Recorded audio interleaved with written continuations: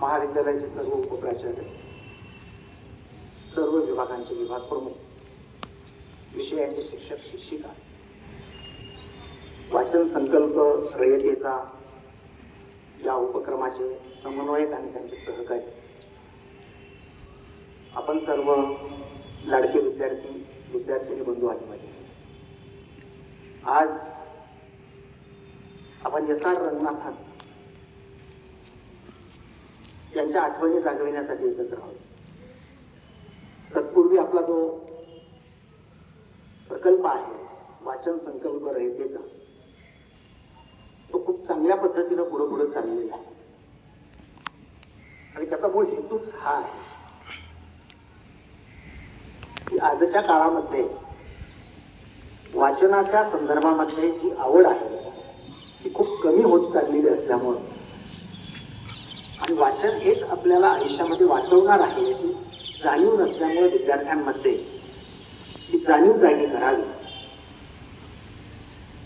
त्यांच्यामध्ये ती आवड निर्माण करावी, त्यांना वाचनाची प्रेरणा द्यावी, त्यामधून त्यांचा दृष्टिकोन चौफेर करावा, ज्ञानामध्ये वृद्धी व्हावी, विचार परिपक्व व्हावे आणि उद्याच्या काळामध्ये आपल्या आयुष्यामध्ये त्यांनी सातत्यानं यशाची घोडदौड करावी. त्यासाठी आपण या ठिकाणी 11वी पासून तर 3जी पर्यंतच्या विद्यार्थ्यांसाठी हा उपक्रम मागच्या वर्षापासून सुरू केलेला आहे आणि त्या उपक्रमाचा कळतपणानं चांगला लाभ काही विद्यार्थी घेत आहेत. काही विद्यार्थी बोलत जरी नसले, सहभागी होत नसले, तर निश्चितपणानं त्यांच्यामध्ये ही आवड जोपासली जाणार आहे अशी आशा आहे. आणि आज ज्या एस.आर. रंगनाथन यांना आपण आठवत आहोत, खर तर वाचनाची वाट ही ग्रंथालयाकडून जात असते आणि महाविद्यालयाचा आत्मा हा ग्रंथालय असतो.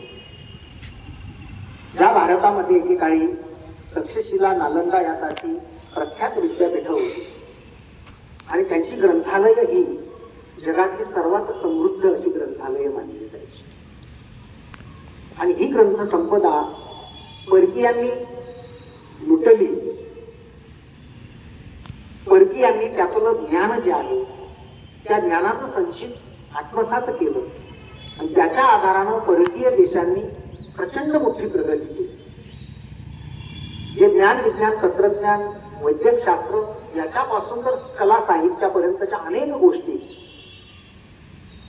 या युरोपीय देशांनी या ग्रंथांच्या साह्यानं साकार केलेल्या आहेत आणि आम्ही फक्त मेरा भारत महान, आमची भारतीय संस्कृती प्रचंड समृद्ध होती, त्या संस्कृतीमध्ये खूप काही क्रांतिकारक गोष्टी होत्या वगैरे वगैरे वगैरे फक्त याचे पोवाडे गातो. परंतु प्रत्यक्ष ते ज्ञान, ते विज्ञान ज्या ग्रंथांमध्ये आहे त्या ग्रंथांकडे आपण मात्र दुर्लक्ष करतो आणि त्याच्या आधारानं परकीय देश आपल्यावर दादागिरी करतात, जगावर अधिराज्य गाजवत आहेत. आणि म्हणून वाचाल तर वाचाल हा आजच्या काळाचा मूलमंत्र आहे. तुम्हाला सातत्यानं अद्ययावत राहावं लागणार आहे आणि उद्याच्या काळात जर खऱ्या अर्थानं तुम्हाला खरंच विकसित व्हायचं असेल तर वाचनाशिवाय पर्याय नाही, हे तितकंच खरं आहे. हा जागतिक ग्रंथपाल दिन देखील आपण साजरा करत आहोत. या निमित्तानं ग्रंथाचं देखील एक आगर असतं, देवालय असतं, त्याचंही एक शास्त्र असतं, त्याची एक रचना असते, त्याच्याही ग्रंथांच्या संदर्भातलं एक वर्गीकरण असतं आणि त्याच्या संदर्भातलं शास्त्र विकसित केलेला हा भारतीय ग्रंथशास्त्रकार म्हणजे एस.आर. रंगनाथन. आणि त्यांच्या जयंतीच्या निमित्तानं या ठिकाणी आपल्या महाविद्यालयाचे ग्रंथपाल नेंगाळकर यांनी थोडक्यात त्यांच्याविषयी सांगत असताना आपल्या महाविद्यालयाचं ग्रंथालय देखील अत्यंत समृद्ध असं ग्रंथालय आहे. या ग्रंथालयामध्ये सर्व प्रकारच्या वर्गांपासून सर्व प्रकारच्या वर्गांसाठी, सर्व प्रकारच्या वयोगटांसाठी आणि सर्व प्रकारच्या विषयांची ग्रंथ संपदा आहे. ही ग्रंथ संपदा तुमची चातकासारखी वाट पाहत आहे. कारण विद्यार्थ्याची खरी ओळख ही त्याच्या हातात असलेल्या पुस्तकावरून आणि त्याच्या ओठावर असलेल्या गाण्यावरून होत असते. एपीजे अब्दुल कलाम नेहमी असं म्हणायचे की त्या देशाचं भविष्य, कुठल्याही देशाचं भविष्य किंवा भवितव्य हे तिथल्या तरुणांच्या ओठावर कुठली गाणी आहेत आणि त्यांच्या हातात कुठली पुस्तकं आहेत यावरून ठरत असतं असं म्हणायचं. आणि ते तितकंच खरं आहे. आज ज्या हातामध्ये खरं तर पुस्तकं असायला हवी, त्या हातामध्ये दगड यायला लागलेले आहेत, ही काळजीची गोष्ट आहे, चिंता करणारी गोष्ट आहे.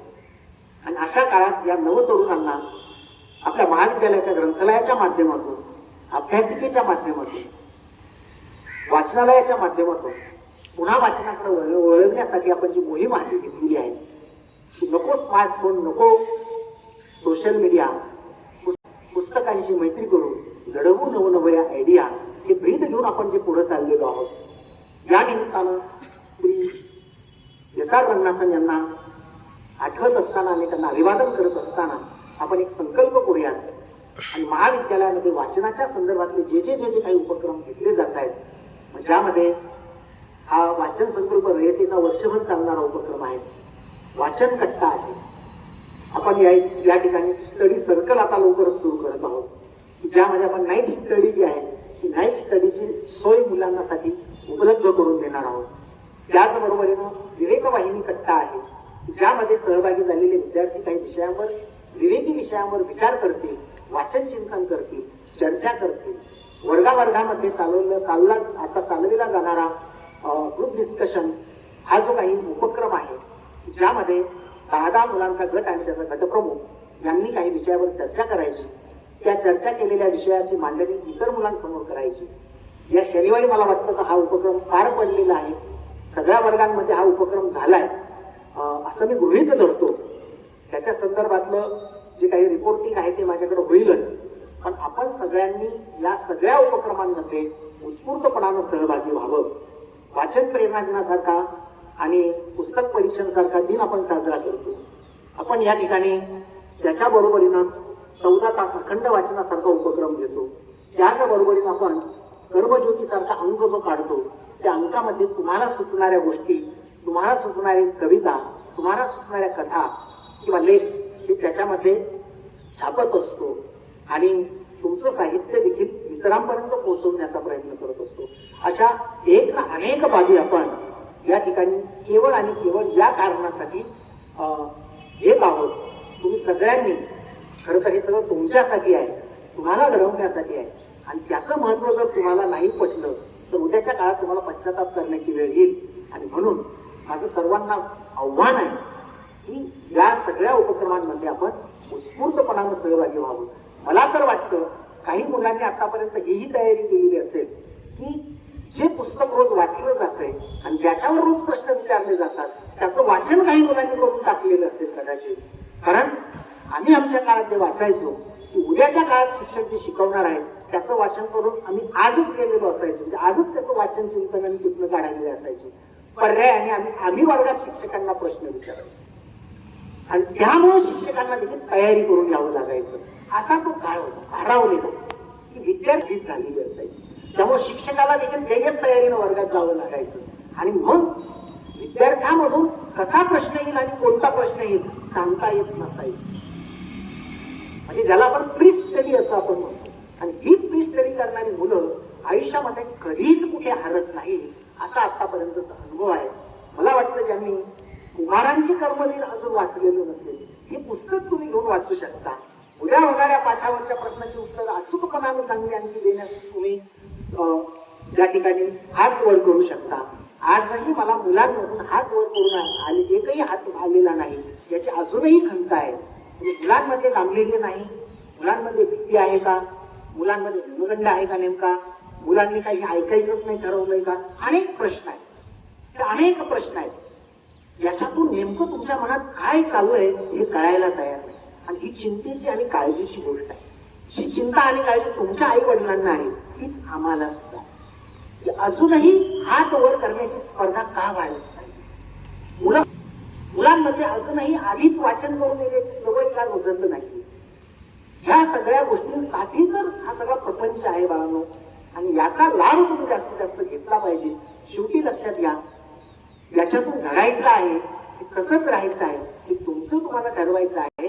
आणि आमचं काम आहे तुमच्या ताटामध्ये पाचवी पक्वान्न टाकणं, त्याची माती करायची का त्याचं खत करायचं हे तुम्ही ठरवायचं आहे. तुम्ही ठरवायचं आहे एवढंच या निमित्तानं सांगतो.